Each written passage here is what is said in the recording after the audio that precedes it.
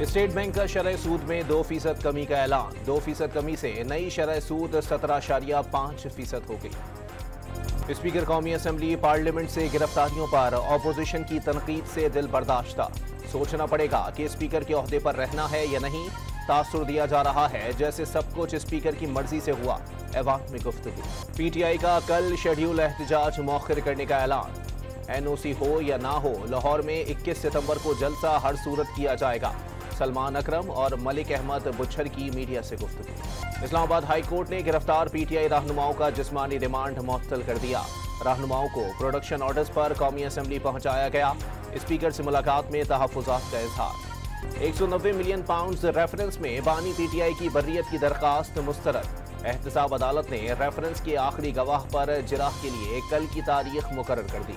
बानी पीटीआई का military trial होगा या नहीं, इस्लामाबाद हाई कोर्ट ने वफाकी हुकूमत से वजाहत तलब कर ली। सिविलियन का मिलिट्री ट्रायल बाइस फिक्र है।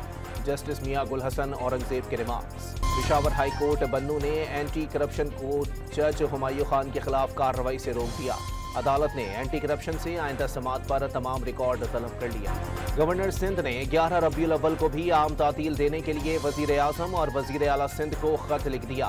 चैनल्स और केबल ऑपरेटर्स को भी खुसूसी हिदायत देने की अपील। ईद मिलादुन नबी के मौके पर कराची समेत सिंध के मुख्तलिफ शहरों में 13 से 17 सितंबर तक मोटरसाइकिल की डबल सवारी पर पाबंदी आए। और पाकिस्तान हॉकी टीम ने एशियन हॉकी चैंपियंस ट्रॉफी के सेमीफाइनल में जगह बना ली। कौमी टीम ने आखिरी लीग मैच में चीन को 5-1 से शिकस्त दी।